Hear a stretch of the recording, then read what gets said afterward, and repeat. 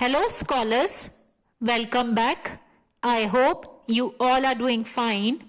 Today, we are going to start with Grade 6 New Images, Lesson 14, which is a poem, that is Mirror, which is written by Sylvia Plath.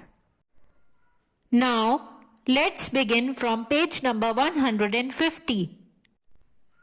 I am silver and exact. I have no preconceptions. Whatever I see, I swallow immediately, just as it is, unmisted by love or dislike. I am not cruel, only truthful, the eye of a little god, four-cornered.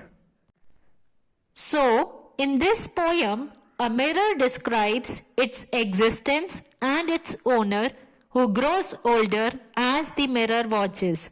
So, in the first paragraph, the mirror describes itself as silver and exact.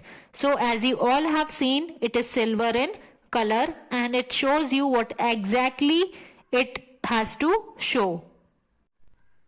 Then, it forms no judgments, instead merely swallowing what it sees and reflecting that image back without any alteration.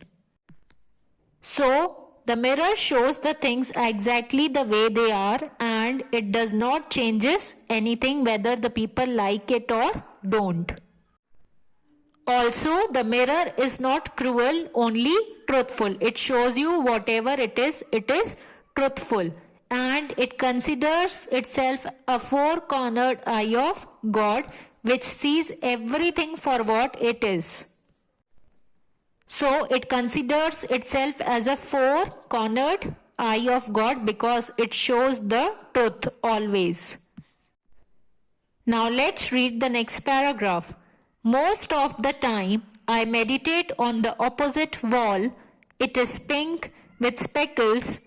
I have looked at it so long, I think it is part of my heart, but it flickers, faces and darkness separate us over and over.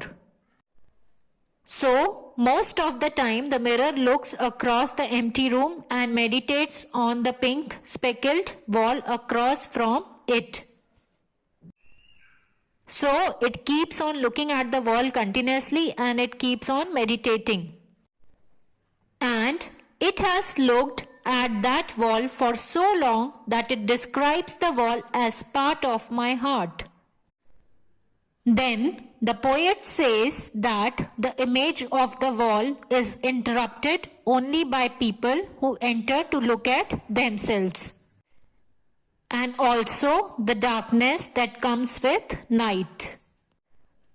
So, when people sleep and it is night time, so there is darkness and so the mirror can't see the wall.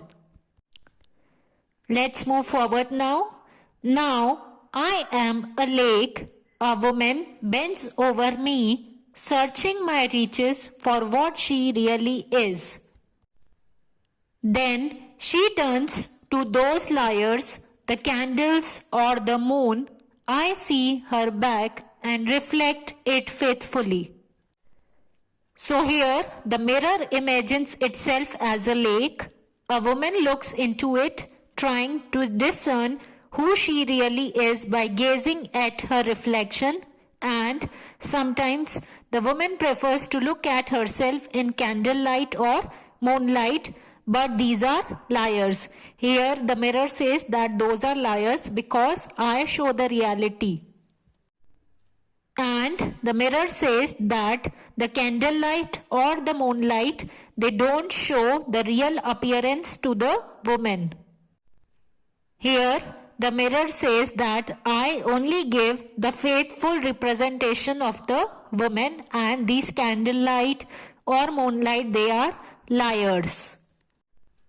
She rewards me with tears and an agitation of hands. I am important to her. She comes and goes.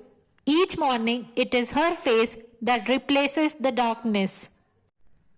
In me she has drowned a young girl, and in me an old woman rises toward her day after day like a terrible fish. So here the mirror says that because of this honesty, the woman cries and wrings her hands.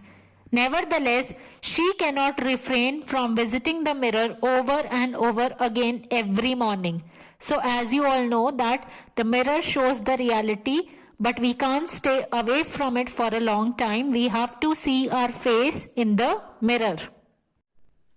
Then, over the years, the woman has drowned a young girl in the mirror and now sees in her reflection an old woman growing older by the day.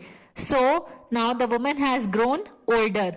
So, this old woman rises toward her out of the mirror like a terrible fish. So, in this poem, the poet tells that the mirror always shows the reality, whether people like it or they don't like it. I hope you all enjoyed the video.